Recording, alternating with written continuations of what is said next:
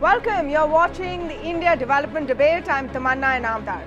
Finance Minister Nirmala Sitharman's first budget has cemented the Modi government's positioning as a welfare government. The Finance Minister made it clear that gaav, garib and kisan were at the center of the budget announcements. Long gone are the days of Soot Boot Ki Sarkar. But remember, this budget comes at a time when growth has slowed down, private investments are at a 15-year low, unemployment is rising and consumers are just not spending as much. Did the budget manage to address these core issues? Was there enough to revive sentiments? Breaking down Budget 2019 with us today is a stellar panel. We have Kiran Mazumdar-Shaw, Chairperson and MD of Biocon, Swaminathan Nair, Consulting Editor, ET Now, Ajay Veer Jhakar, Bharat Krishak Samaj, and really the last word on the agri-economy, Raman Agarwal, Chairman of Finance Industry Development Council, Sumant Sinha, Chairman of Renew Power Ventures, and of course, our very own R. Sriram, Resident Editor at Economic Times. Also to tell you, at 10 p.m., this is an extended IDD today, 10 p.m. we have the political debate with Jayant Sinha and Milind Deora joining us as they face off on Budget 2019. But first, I begin the show by speaking with Niti Aayog CEO Amitabh Kant. Remember, the Finance Minister also spoke about the Niti Aayog's contribution when she was presenting her budget. Mr. Kant, thank you for joining us today on Budget 2019 Special India Development Debate. Let me begin by asking you, there were a lot of expectations from this budget. It was a fantastic speech, great to listen to, but could there have been stronger steps to boost the economy in its current situation? Well, she's taken that issue head on. I mean, if you look at it, the key issue is about providing liquidity. So she provides 70,000 crores for bank recapitalization. That should really set the ball rolling. And number two, she takes on the issue of NBFCs and HFCs head on. She provides a backstop of up to 10% for pooled assets where government will meet the losses. So that's a major step forward. She also brings in a regulatory oversight through the RBI on both NBFCs and HFCs, which was much needed to my mind. But more important than that, she looks at the larger picture of investment, of exports, of manufacturing. She pushes for manufacturing, both brownfield and greenfield. She's talking about strategic, she reiterates government's commitment on strategic disinvestment. She pushes for greater level of pushing for a target of 1,05,000 crores for disinvestment. And she also talks about asset monetization. And this, to my mind, is the most important thing, because if we are able to get public sector disinvestment, we are able to get asset monetization off the ground, that would really mean that de-risk projects will be put out, private sector can come in. Mr. Kant, I'm glad you brought up disinvestment. Bring in InvIT, another model on gas pipelines, on mobile towers, on many other things. So, Mr. Kant, I'm glad you brought up disinvestment, and in fact that leads me to my next question, because the targets have been increased from the interim budget. We're in a situation, and Air India is one of the projects that the Finance Minister spoke about in the speech. We're in a situation where no one even wants to buy jet.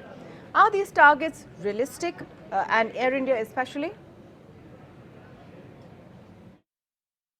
Well, I think everything, as long as it is well structured, the key to good privatization and strategic disinvestment is good structuring, which is able to attract private sector investment. The way Air India was structured earlier, there were some issues, and it is being restructured now, and I'm quite sure it will attract good private sector because it has a vast number of routes, and this is huge value. So not only Air India, but many other public sectors, as long as you strategically keep disinvesting them after listing them so that the government can get the right value, plus a lot of asset monetization can take place. So huge amount of government assets government is storing. Why should stadiums, why should pipelines, why should grid all be owned by government? Why should mobile towers be owned by BSNL, MTN? All of them should be put out into the market. Another big talk point before the budget was whether the fiscal deficit target of 3.4 would be relaxed a bit, maybe up to 3.6, 3.7. It was a bit of a surprise when the finance minister declared that 3.3% was the next target.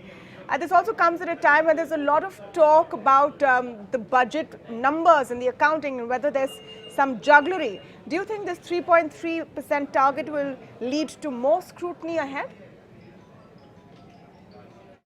No, let there be any kind of scrutiny behind the accounting. But the important thing is that she's put an additional cess on petrol, and she's focused on ensuring that there is fiscal discipline, which is very important. We need to do all these things, but ensure that there is fiscal discipline. But she opens up a very big window because interest rates are high in India. She says that actually external commercial borrowings and our ability to raise resources at low rates of interest from abroad, which she talks about, and that would mean that you can use your sovereign rating. So even if the country is not using it, you can use a proxy like Exim Bank to raise a lot of resources from abroad at moderate rates of interest to create good quality infrastructure, and that, to my mind, is a good step forward.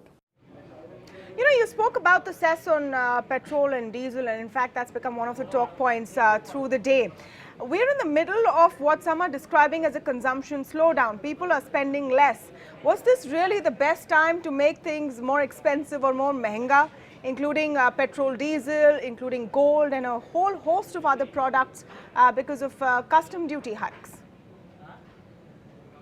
No, my belief is that you need to push saving rates up.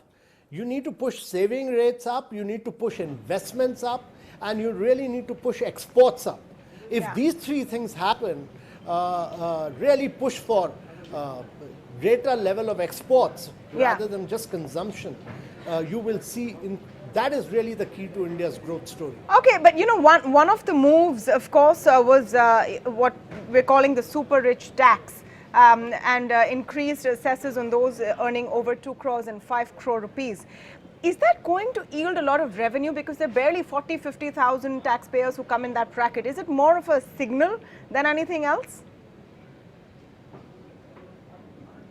I think not merely a signaling, but the fact that the country is concerned about inequalities, the country is concerned about wide disparity, the country is concerned about taking everybody along, and the country is concerned about ensuring that we are able to put resources into areas where we require increased investments. I mean, when you have programs like education, health, nutrition, or aspirational district, you need to put large amount of resources into this. So super rich people can afford to spend a little bit, to contribute a little bit to this developmental process. On the other hand, the big one, and even the economic survey spoke about the need to boost private investment and how it could be the engine of growth, etc. There is a view that more could be done to boost private investment, and this budget was that opportunity. Has enough not been done to boost private investment?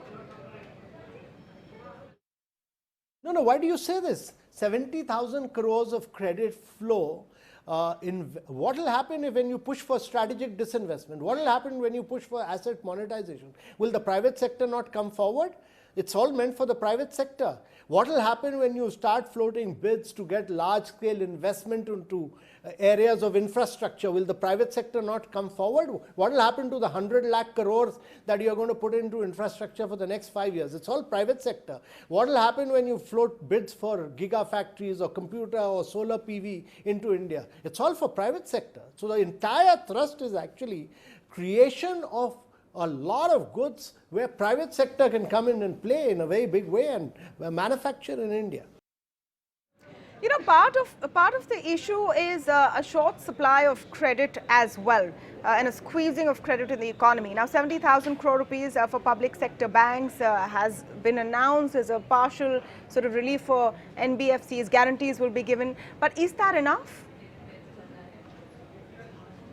No, I think two things on that banks had become risk averse. The banks are also undercapitalized, to my mind. This 70,000 crores will ensure that. And this will give them the ability to take many more risks and get out and step out and do their banking operations. They are there to lend. The role can't be taken over by NBFCs, but NBFCs perform in a vast range of consumer areas. And I think the measures taken by government will ensure that we are able to restore it. The talk about NBFC and HFCs, which has been brought into the budget, really shows that the government is alive. It's kicking to these issues and will take all measures possible to ensure the health of NBFCs and HFCs. I just want to have a quick word on electric vehicles, because that's been a big project of the Niti Aayog as well, and a lot of announcements to incentivize EVs. But many say that nothing really will move on this unless there is infrastructure to charge, and infrastructure which will make it easy to buy and use electric vehicles. What more needs to be done? The government provides 10,000 crores under FAME 2, 10,000 crores. Now, that's all meant for charging stations, that's all meant for two-wheelers, three-wheelers, buses, everything. It also ensures that for two-wheelers, etc., the loan component is provided, which will ensure that electric vehicles become on par with combustion vehicles. So from a demand viewpoint, everybody will go for electric vehicles. Now, whether we like it or not, 3 years, 4 years down the line, India will be a massive EV market. India must become a global leader in EV market. We must do all the manufacturing here, and we must make it a make in India story. We can't keep affording to import. And this is very important. And therefore, the measures taken on the EV front are really remarkable. They are very refreshing and they're extremely forward-looking. But one more step on which I'd like to commend the finance minister is the ability to think big and large on bigger projects, on large projects which we've never thought about and where we've lost out. So we are going to think about sunrise areas of industry. Yeah. That's very important, which she thought about and said she'll provide 35 AD benefits, and also on digitization. All right, that I will give to you, Mr. Kant. There is a lot of vision on large projects. Was that what we needed right now? Is that enough? We're going to take that discussion forward, but I want to thank you for joining us on the show this evening. We're also speaking now with Kiran Mazumdar-Shaw, Chairperson and MD of Biocon, Swaminathan Iyer, Consulting Editor, ET Now. He also sat down with the Finance Minister earlier this evening. Ajay Veer Jhakar of Bharat Krishik Samaj is joining us. Raman Agarwal, Chairman of the Finance Industry Development Council. Sumant Sinha, Chairman of Renew Power Ventures, and R. Shriram, Resident Editor, Economic Times. Welcome to all of you, and thank you for speaking with us today. I hope you managed to hear some part of that interview with Amitabh Kant. And Ms. Shaw, let me come to you first on his comments on the private sector, because I asked that was enough done to move the engine and boost private investment, and he said, well, there's 70,000 crore rupees to PSBs. The strategic disinvestment is something that the private sector will participate in. Asset monetization, which has been announced. In your view, do you think it's enough to excite those animal spirits we keep talking about?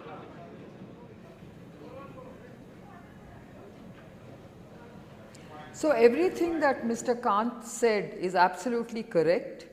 However, to do all of what he's talking about will take time. It is not going to happen instantly. But what could have happened instantly was to actually get the whole of India Inc. under a 25% corporate tax. Right now, the corporate tax is only being extended to MSMEs. The large scale sector is being kept out of this benefit. And I think that actually is a lost opportunity, according to me. That's what could have been done, in terms of your question about could they have done more. Because getting their profitability up, making them more competitive. We know that India is one of the highest corporate tax, countries. I think, India could have benefited greatly. You could have kick-started and that virtuous cycle of investment and growth. You could have actually linked that lower taxation to investment in greenfield, brownfield, upgradation, diversification, and you could have created those jobs. those new jobs. You could have actually done a lot with that extra profitability. The markets would have been buoyed up. Our profit earnings have come down over the last 2 fiscals. This was a way of actually reviving that profit growth. So I think a lot of things could have been done by doing that.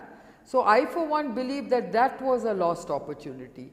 But other than that, yes, I think social indicators, the rural economy, the startup economy, new sectors like EV and renewable energy, all those have basically been looked at and benefited from some of the measures that the budget has taken. But I think we do need the government to do a lot more for large sector in India Inc., which has to be their partners in GDP growth and in revving up the economic engine. Let me take that question to Swaminathan Iyer. Swami, you sat down with the finance minister today and she answered some of those extensive questions. What do you think were the top 2 or 3 issues which really needed clarification at the end of it? I mean, markets for the large part of the day were befuddled by the ask of increasing public shareholding from 25 to 35%. Companies are now figuring out what to do about it. Was that one of the key points? No, I don't think that we talked on, I think, some of the much larger issues. One question was, have you decided to do nothing in this year to get to 8%? Because clearly the emphasis seems to be on prudence, doing very little, recapitalize the banks, maybe borrow abroad. This is a large number of incremental things. You won a landslide election victory. Has that translated into a political capital to be used to boost the economy? They've decided not to. It's a very low-key, undramatic, unexciting thing. Nothing's going to happen right now. The other thing that I had to raise was, look, Mr. Arun Jaitley, your predecessor, he had this vision that India's tax rates must become competitive with those of our Asian neighbors if you are to be competitive in the production of goods. That particular vision appears to have been given up by Nirmala Sitharman. I mean, she's struggling still to get down to 25% corporate tax rate when the rest of Asia is now down to between 15 and 20%. The income tax rates have been raised even higher at a time when they are much, much lower in the rest of Asia. I mean, do you see the risks of, we already had this phenomenon of billionaires moving out of India into Dubai, Singapore and other low tax havens to do business. So, I mean, if you accelerate that process, I'm afraid you are not going to get the extra revenue. Again, probably if there's such a big gap between the corporate tax rate and the income tax rate, instead of declaring dividends, people will simply leave it in the companies and spend at company expense, and you don't really get the additional revenue. So, the idea of soaking the rich to get your resources in this fashion, I don't think it's well advised, and I am afraid it may fail. The reason why the thing looks prudent actually is not that there was a great tightening of any kind. The budget assumes 90,000 crores from the Reserve Bank reserves. So this is extra money that has come in compared with the interim budget. That is what has kept the budget finances on an even keel, not some magical change of any kind. It's okay. You can take the view that for this year, we are just going to keep the ship steady and we will hope to accelerate later on. Let us see. The problem is, the economic survey talked about this vision of a country with a soaring export growth rate, which is going to be helping driving investment and growth. I do not find that this particular budget has a philosophy of export promotion. It is much more one of import substitution, of saying, let me have a very large number of taxes on various things. After all, why should we not make these things ourselves? There is no concept of the creative destruction that the economic survey talked about. It appears in this country we want to have lots of entry and no exit of any kind. Everybody must be protected. Nobody should die. These are not the characteristics of an 8% growth economy. No, some very interesting points there, and I think you were referring there to the super duper rich tax as well. when you talked about the havens. Just as a quick aside, we've been, of course, speaking to a number of corporates through the day, and some of the inputs we got that when it was announced during the budget speech, a lot of CEOs sitting in one of the chambers let out a collective gasp when they heard about the extra taxes on incomes above 2 crore and 5 crore. But that aside, that was more of a messaging. And let me come to Ajay V. Jhakar on the question of messaging. And Amitabh Kant, in a sense, agreed to that point as well, Mr. Jhakar, that the messaging is that there's a huge disparity, so we'll tax the super rich. Meanwhile, our focus will be on farmers and rural India. And this talk of coming back to zero, zero budget farming. Do you think that there's some real steps in this direction? There was no mention of water. There's a water crisis. There's a drought in the country. There was no mention of extra funding for natural disaster relief fund. So all those things are missing. But what the budget was talking about was media animation, electric cars. So I think the messaging was all wrong. I got that point. So, here's the conundrum. Was it about media animation and electric cars? Or was it, because industry doesn't think that they have really got what they want. You're saying that the agricultural sector did not really get what they want. So, Mansina, where do you stand on this sort of debate brewing? Was it please all, or in the sense please none, and let's just stick to status quo for now? I think that, what the government has decided to do in this particular instance is not to do anything flashy, not to go for some kind of a fiscal stimulus, whether it's in the form of lower taxes for the corporate sector or for individuals, and thereby boost some degree of consumption, demand or investment, and bust the fiscal deficit in doing that. I think what they've chosen to do instead is that they've been on a very deliberate path to try to reduce the fiscal deficit. I think they see the merits of being fiscally disciplined, and that's the path that they've continued to pursue. And in doing that, that has left very little fiscal room to do anything dramatic this year. So what they've said is, look, let's carry on doing the good things that we've been working on, which is let's carry on delivering things to people, which has worked well for us politically. Also, that has an impact in terms of potential investments and growth and so on. And so therefore, if you look at it, there's been a big focus on infrastructure. They've talked about the spends of about $1.5 trillion over the next 5 years, about $300 billion every year, which is very sizable, 20 lakh crores, etc. So I think those are fairly sizable numbers. They've talked about the one grid, one nation concept, in which she mentioned having one grid for water, one grid for power, one grid for roads, and so on. So I think that the thinking, it seems to me, is just provide more amenities, more basic facilities to the common man.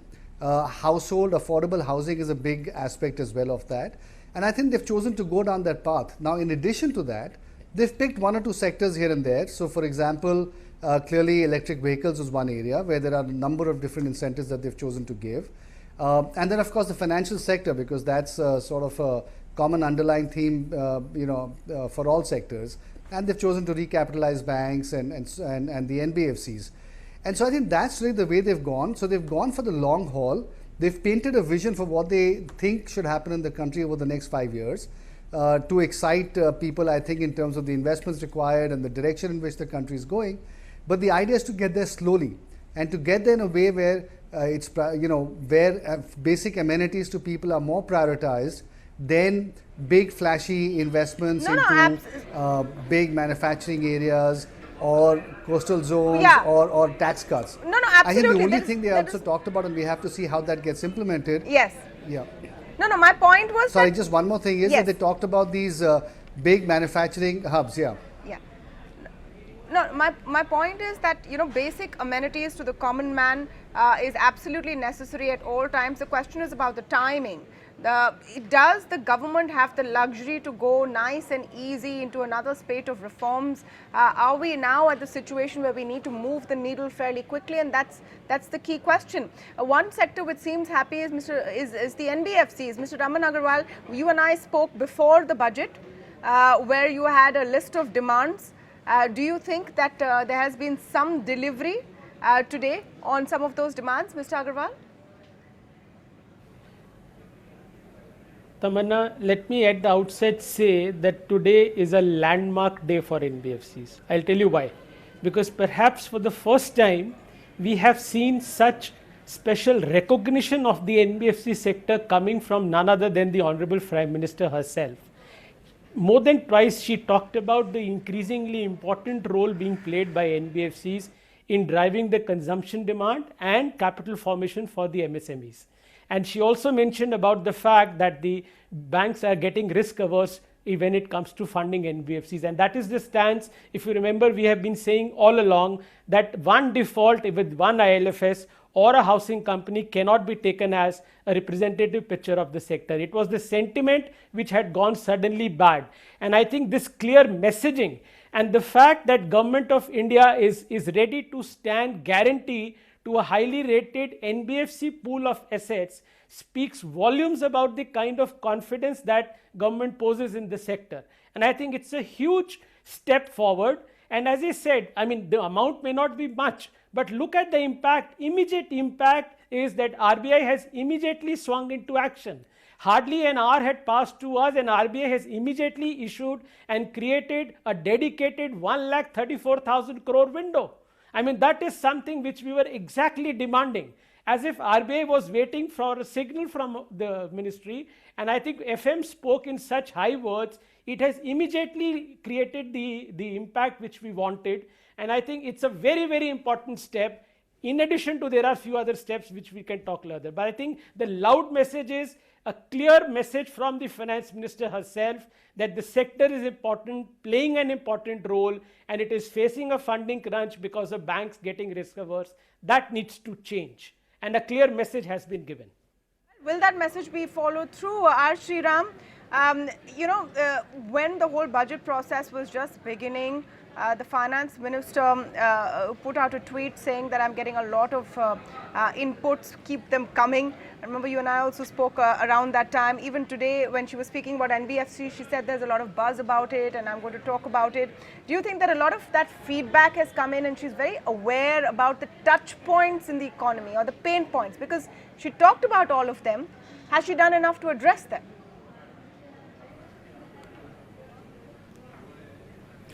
Well, I think in a couple of ways, I think what she has done for NBFCs is probably just the beginning. I think there is a lot more stuff that they are planning to do with regard to NBFCs, and if not in the budget speech, and I think in the interview that they have aired on ET Now, and probably which is also going to go in the paper the next day, they are going to talk a lot about how the rules and regulations and are going to move now to RBI, and RBI is also going to take over fully the functioning, the rule making as far as the regulation of HFCs and all that is concerned. So I think a lot of the this is probably just the beginning of something big that they are planning to do. Not so much from the government point of view, but from RBI point of view. And RBI will probably do a lot more in the next couple of months to handle this crisis. But I think we should also remember one thing here, that the NBFC crisis is largely now a crisis of confidence. Banks are not lending. Even to some of the big top-rated NBFCs, they've cut down their lending. The problem is also in a very small pocket of the NBFC sector, about half a dozen companies with large exposure to real estate or builders, or where housing loans have gone bad, or where they have a liquidity problem. And I think again in the interview, and I think Swami was there in that interview, she spoke about the fact that there are different issues for different companies. So there is a solvency issue, there is a liquidity issue, there are some other issues for different companies. So this problem needs to be sorted out and handled in a very different way. And I think a one size fits all approach will not work. In some cases, the market needs to recognize and be aware of the fact that there needs to be a market-based solution to some of the problems. Like for instance, DHFL, I think it probably needs to be taken over or merged or bought into by somebody else, and I think that will be a big confidence boost. Some of these problems that individual companies are going through in the NBFC space. If those problems get addressed in the next three or 4 months, either through M&A or through some mergers or through some other action, I think the confidence will come back, and I think we will probably be at a different level now. Though, of course, I think the kind of loan growth rate and disbursals that we saw in the past, 20-25% and probably more than that, that may probably not happen. I think it will probably be a far more moderate growth that you're seeing, maybe high double digits, but that's about it. Absolutely. So we've got the first initial take from all of our panelists. We're going to take a very short break. A little for everyone, but a cautious budget to start with. What more could be done? What more will we see outside the budget? Are budgets becoming just policy statements and not much more? We're coming back with all of that. Don't go away.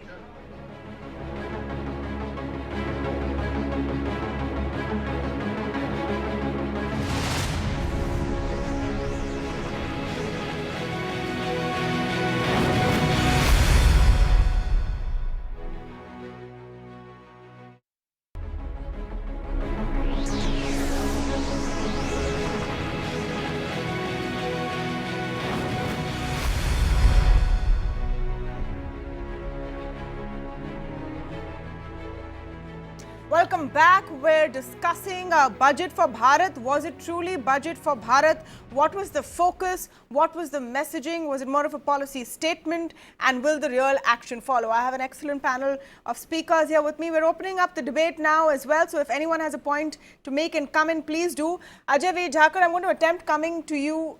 Just the fact that there was so much focus, at least verbally, on the agri sector. The finance minister said gaav, kisan and garib is at the core of every policy that is being made, and maybe more action will follow. So everyone has been talking about, everyone's been talking about how it's been very good for the financial sector. It's non-banking finance companies have got a great boost, some sort of guarantee mechanism for them.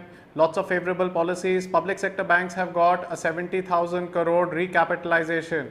But these are not the institutions for inclusive growth. The real institutions for inclusive growth are the rural cooperative banks. There's nothing in it for rural cooperative banks. They don't get any recapitalization. They don't get any loan guarantees. Swami, do you want to come in on that point, that the focus is very high on infrastructure, as has been in the Modi government's previous budgets as well. So is there a consolidation in the same direction, where there is a focus on welfare economics? I mean, I opened the show saying that they've cemented themselves firmly in the domain of welfare economics, which used to be once the fief of the Congress party. This is now where the BJP has settled itself. It knows it works electorally, and that's where its direction is. Yes, I would say take the interim budget and this final budget together rather than separately. Then what was done for agriculture was the PM Kisan thing, 6,000 rupees per farm family. Now I had hoped to see an increase in this very direction. The most disastrous thing that happened earlier was trying to adopt the recommendations of the Swaminathan Committee. The Swaminathan Committee was mixing up economic performance of farmers and entrepreneurs with welfare by trying to have higher and higher minimum support prices. Now on this, on the one hand, you don't have the capacity to implement it. The other problem was, if there is a problem of surpluses, why are you encouraging even more production of all kinds of irrelevant crops? Will you be able to export these if you keep raising prices at 50% more than the cost of production? You don't do this anywhere else. So the right approach, everywhere in the world where people used to originally support high prices, they say stop all the various subsidies and high support prices for the crops. Instead, give a direct cash benefit to the farmer. This movement has taken place everywhere, and we had started it here. I would have hoped to see that the finance minister says that we have decided to change direction. We are now going to have MSPs based on practicality and ability to export, so that the surpluses that come, we are able to convert into foreign exchange and they don't rot in go downs. And meanwhile, we will substitute that with direct cash transfer. We will do this further, saying we will take away subsidies for electricity, for farmers, for canal waters, for fertilizers. And in all these cases, you say let agriculture be treated as a commercial thing and give the welfare support directly to the farm families. This is the trend everywhere else in the world. It's high time we followed it. There was some indication in the interim budget, but no follow-up here. We are going towards, Swami, I'm going to come to you with that question, and if anyone wants to come in, we're going back towards zero budget farming. There have been a slew of responses also on zero budget farming and whether it works or not. Do you think that then that's the right direction? In my view, the future actually lies in aggressively adopting technology and going for genetically modified crops to increase productivity. I know that this is not the policy of the government. The policy of the government seems to be against these high technology items. You want to go back to organic farming in some sense. Please remember, organic farming was what we had before the Green Revolution. And that organic farming left you with so little food, you were desperately dependent on food aid from everywhere else. I'm afraid the productivity of organic farming is not high. Now, there are some rich people who are willing to pay a fancy price for organic farming. So it's a niche. It can be occupied. But for it to become generalized for all crops, you will have a huge fall. Norman Borlaug, the Nobel laureate, he was the one who said, you know, if you try to switch from high input farming to organic farming, then you are going to require 1.5 times as much land to get the same output. And that is, I'm afraid, environmentally disastrous where the land is available, and where the land is not available, it means a collapse in production. So I would say that is the wrong direction. I would say as a niche product, by all means, have organic farming. We need to be going for maximum inputs of the technology that we can find. I want to come to Sumant Sinha Mr. Sinha, let's go into a little bit of detail of what signals have come towards boosting consumption and where that leads into the whole kind of economic slump we're seeing.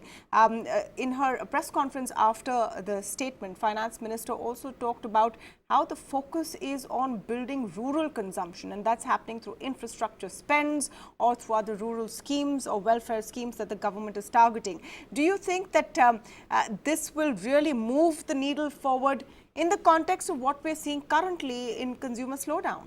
Yeah, you know, to be honest, we certainly need a pickup in consumption demand. That's very clear. I think that is the basis to get the economy going.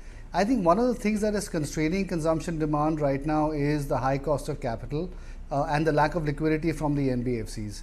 I think once that particular problem of liquidity is addressed, I think that will certainly make a difference. It will allow people to start taking loans to buy, whether it's consumer durables like cars or fridges or air conditioners. So I think that certainly will be helpful.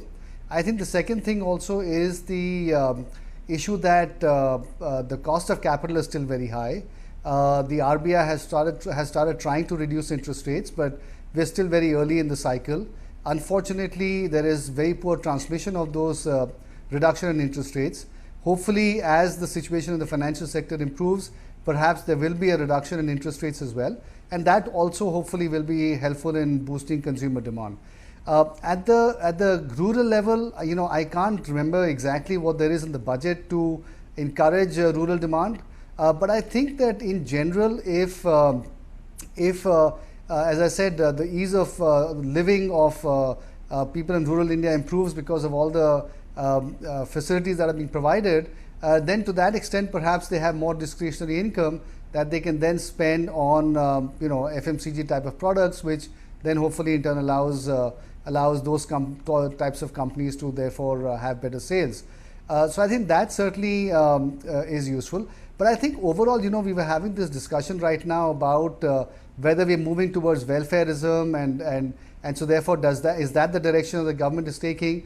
You know, I think there's nothing wrong with looking after the garib and the kisan and so on. I think that's perfectly fine and fair. I think that, you know, the fact of encouraging investments, the fact of encouraging corporates to grow faster and to invest more, I think the two are not mutually exclusive. I think in fact they exactly go hand in hand. So if the government wants to spend more on welfare economics, then that is best served by making sure that the economy grows fastest. And the economy, as we all know, will grow fastest if you have investment and if you have faster corporate growth as well. So in fact, the way to have more welfare economics is actually by having faster economic growth and by boosting the corporate sector and by encouraging investments. Now, the question is, of course, what is the right way to boost investments, and how do you make sure that corporates are in a good position where they have more discretionary income at their level to spend more. Now, one of the other fairly important things is the government's plan to start borrowing overseas. I think once that happens, it will hopefully lead to more liquidity in the system, as crowding out of government borrowings in the domestic market actually decreases to some extent. Hopefully that allows corporates to borrow more easily and more freely, and therefore that also allows, in conjunction with higher consumption demand, for there to be a bigger case to be made for more investments, and thereby actually boost growth. So I think what the government is looking at doing in this case is not to go, as I said earlier, for the short-term solution, but perhaps to go for a longer-term, more sustainable solution, which perhaps in their view leaves the economy more robust, with a lower tax, with the lower borrowing level in the overall economy. So I think that's the direction in which they've chosen to go. Perhaps their view is that they have 5 years before the next elections, that's adequate time for them to have a pickup in the economy. If you look at what the economic survey said, they're targeting literally 7% growth this year. We're at 5.8% in the last quarter, and that was probably on account of the fact that the elections were happening as well and were around the corner. And so perhaps the gap to get to 7% is not that large. And once you've got there, perhaps the base is then built for trying to get to that 8% growth number, which then is supposed to take us from this $3 trillion economy at that point to the $5 trillion number. And in that sense, I think it's good that the government has set a target, because now you can measure their performance against it. And I think that's actually fairly positive as well, because now you have something that you can shoot for, and you can something that you can measure against. And you know, if it's just simply welfare economics, it's not going to get us to that $5 trillion number. So that is now something that is out there. No, I mean, clearly it's not just welfare economics, and there's a glide path, there's a growth path there. But I heard a lot of perhaps and hopefully in that analysis of yours, and I want to bring Sriram to that point. So the assumption, just taking off from what Sumant Sinha is saying, you're hoping because it was an election here, the GDP of that quarter was, maybe dampened, there's dampened growth. We're going to get to 7 fairly easily. Once we're at 7, we can get to 8. Do you see that kind of optimism or a clarity of plan in the budget? Or should we then now agree that this was more of a vision statement for the next 5 years, rather than, the brass tacks of what the government will do to boost the economy? Okay, there are two things, Tamanna, here. One is that if you look at all the budgets that have been presented by the Narendra Modi administration, the 7 budgets so far, there are 3 main themes that have figured in almost all these budgets. One is the welfare projects, or the welfare economic kind of projects that we've all been talking about now. That was there in the last budgets as well, and it's there in this budget as well.